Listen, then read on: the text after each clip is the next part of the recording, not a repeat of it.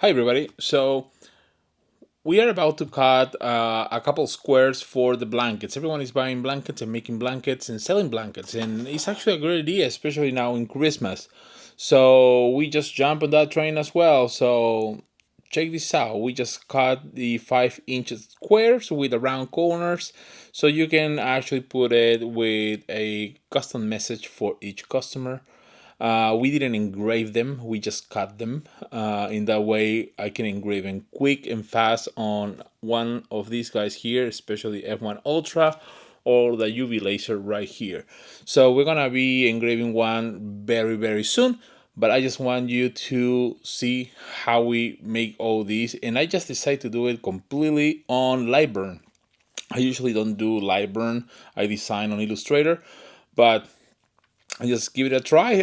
Why not? And also the file for this is it was exported on a SVG and it's going to be in the comments below. So let's do it. Okay, we are now in LightBurn. So I'm using the latest version that is 1.7.03. And we're gonna jump into the train of blankets. I was mentioning that blankets are big sellers for holidays. So usually they have like a square on the top that is like about 5 inches or 127 millimeters. And this square has 4 holes, one in each side, so you can put the lace around it. So we're gonna do that. Also remember the file for these squares is going to be in the descriptions below. So let's do something simple. Let's create a square first. I'm gonna hold shift to make the constraint, proportional. So I have a square here, and I want to do lock on the top, and I want to do 127 by 127. So this is our square right now. I want to change to a cut layer, so this is going to be a cut layer. So now that I have this one, what I want to do is I want to copy this 4 times, but before that I want to do the parts inside. So I'm doing this completely in LightBurn just because I want to give it a try. Normally I do this in Illustrator. For me, it's been years using Illustrator, so it's quite simple. So now I'm gonna do the little square here. So this square doesn't need to be too big because you're gonna pass a lace. You don't need to make a huge square. So this is the square. So I wanna see is a 4 millimeters by 72. So I'm gonna do something simple. I'm gonna put the 72 is fine, and I'm gonna actually do 5 millimeters. It's probably a little bit big, but I want you to have room in case you wanna pass something different. So I wanna copy and paste this one down here. I'm not doing much right now with the alignment. So what I want to do now is I want to select these two for the alignment, and now that I have it there, I'm gonna put it on the edge. Now I'm gonna do the same with this guy and select now this, hold shift and select the second part, and I'm gonna do the bottom. So I have the bottom and I have the top. Now I want to select these two. I'm gonna copy and paste these two, and I'm gonna rotate it holding down shift 90 degrees. I'm gonna select this, I'm gonna select here, and this is wide enough so you can actually put like a nice big ribbon lace. If you wanna make it smaller, feel free to modify the file for your needs. I'm gonna put it on the side there. This one here, I'm gonna hold shift again and select the secondary, and this one is this one here. So this is what I want to do. I just want to hold down shift and I'm going to press down. That's too much for me. So with control barely move. So 1 and 2. There you go. 1 and 2 with the arrows just to make sure that I'm doing the same all of them. So I have the same area, same distribution. Just a couple touches on the keyboard. So now I want to select this one and this one and this one. Ooh, the UPS truck is here. I wonder what I'm getting today. I'm gonna make sure that this aligns. Now, if you want to make sure, sometimes I don't know if it's a glitch or it's just my computer that does this thing. Sometimes what I do with two elements doesn't align, but sometimes it works fine. So now I want to select this one and set it in the center, this one and this one, and on the center, back again on the center. So this is probably a little bit overkill on 90. It went to 90, so I'm gonna keep it on 70. I think 70 is gonna be a little bit better. So keep in mind one thing: the registration now is here on the corner, so that's not what I wanted. So I'm gonna Control Z that. I'm gonna select this guy. I'm gonna do my registration the center.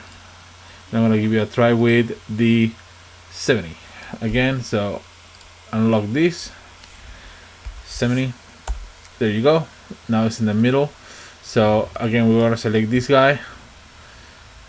It's going to be in the center. This guy is centers, and this guy is center. So this is the registration where my object has like the main, let's call it pivot or pivot, whatever you want to call it. Though. So this guy is going to be 70 again, and this guy is going to be 70 here and 70. There's probably easier and fastest way to do this. I really don't know. So we have this is the skew. So we have a bunch of different tools now for these things, and I have a radius here to do a radius. That's actually nice. Shape properties, here you go. Shape properties, corner radius, and I'm gonna do probably 6 will work. There you go. That looks nice and pretty.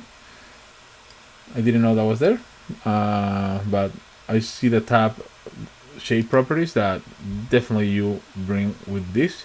So that's a nice thing, and I'm gonna do these ones so they're not abrasive to the ribbon. Corner radius 3. I'm gonna select all these already.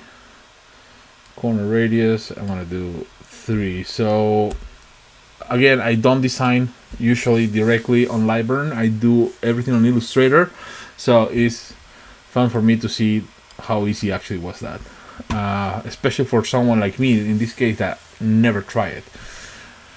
All right, so now that I have all these, I'm gonna group it, and what I'm gonna do in this case is I'm gonna copy and paste this guy. Okay, what we're gonna do now that we have the copy there, I'm gonna just align this guy there right now, and I'm gonna drag it.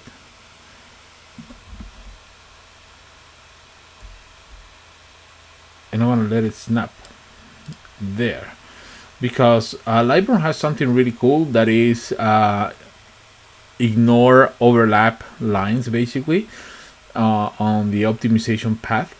So when it's cutting, if this line is a line that actually shared by these two elements, it will be only one pass.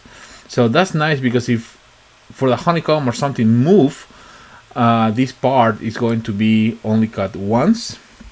Therefore, you're not gonna have a weird line or an accidental engrave there. So I'm doing this again there. So you will see that they are like there. They're together. So now that these two are there, what I want to do is first of all I want to select this one and then this one, and I want to make sure that these are aligned right. Now this one and this one, oops, this one and this one, and I want to make sure that they're aligned perfectly fine. There you go. So we have this element for my 12 by 12 wood, so this should be fine there. What we're gonna do now is we're gonna start the laser. I'm gonna cut this on my Rolly 30 watt. It should be fairly quick, just to make sure my settings before I do anything else. I'm gonna go for the cut layer.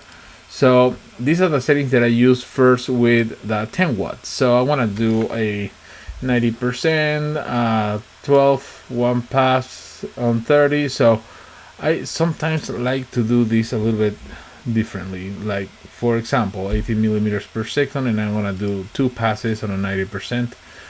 I'm not going to do any offset for the curve.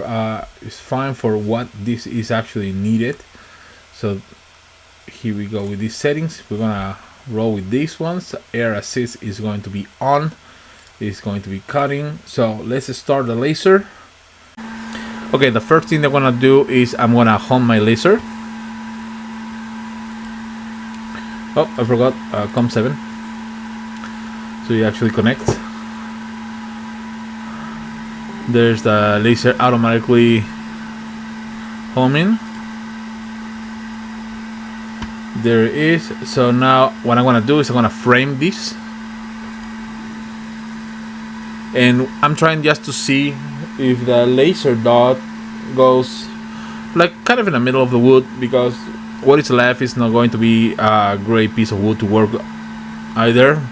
Of course we're gonna save it and use it for something else, but we're gonna give it a go with this, I think. Yep, I believe we are there. So now we just need to hit start and roll with it.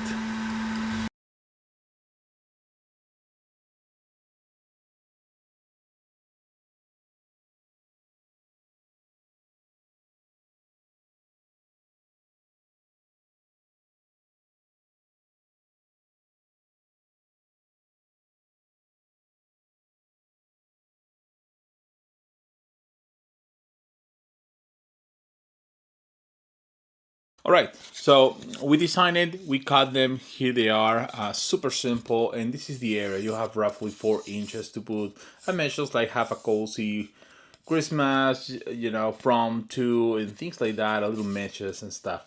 So I recommend these to be, depending on how and where you want it, you can paint them, you can just leave it as a raw wood, you can actually use our tone oil, which will be great to keep the wood nice in a deep color.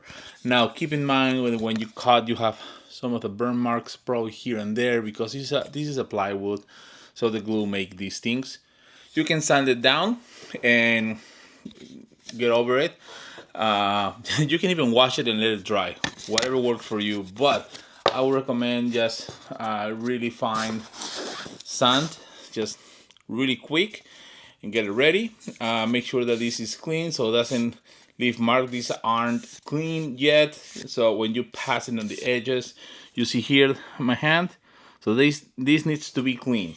If you don't clean it, you can possibly stain your gift or your product, so be careful with that. So I hope you guys like it.